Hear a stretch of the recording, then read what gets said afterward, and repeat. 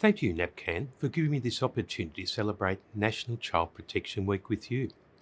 To begin with, I'd like to acknowledge traditional owners of the land upon which we stand and pay my respects to their elders past, present and emerging, and acknowledge them as the longest living civilisation in the world. I also want to take a moment to acknowledge that it's been 30 years since National Child Protection Week started, reminding us that protecting children is everyone's responsibility. We know that a good childhood sets up a child for life, making them more likely to be healthy, form positive relationships, to be educated and to be employed.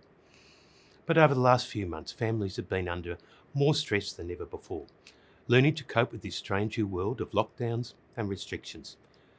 Many of the coping strategies children would normally turn to through school, friends, community groups or local sports clubs haven't been available. And that means the adults they normally turn to, the coaches, the teachers, the parents of friends, haven't been able to support them like usual. That's why it's more important than ever that everyone in the community plays their part to keep our children safe. And that's why it's so essential to have weeks like this and organisations like NAPCAN to encourage us all to sit up and take notice, to say something if we see something.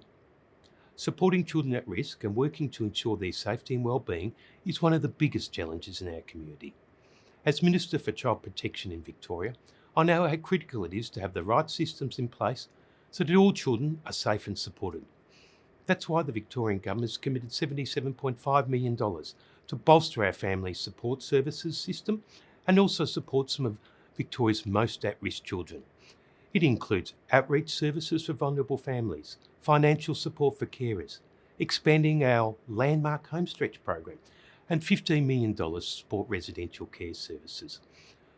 I'm sure you all have faced great difficulty in making the huge changes in the way you live and the way you work. Today, I'd like to thank you for all your efforts and expertise in providing care and support to our vulnerable children and their families. While the celebrations are different this year, there's certainly an impressive lineup of webinars and online events this week which I encourage you to take time to access. And again, thank you to NAPCAN and Happy Child Protection Week 2020.